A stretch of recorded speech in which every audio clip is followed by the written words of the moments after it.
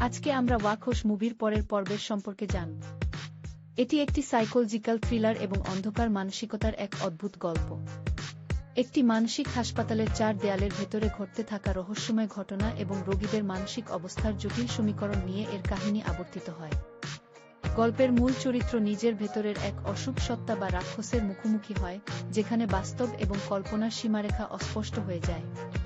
রহস্যের এক একটি স্তর উন্মোচিত হওয়ার সাথে সাথে দর্শকদের সামনে বেরিয়ে আসে সমাজের কিছু ভয়াবহ সত্য।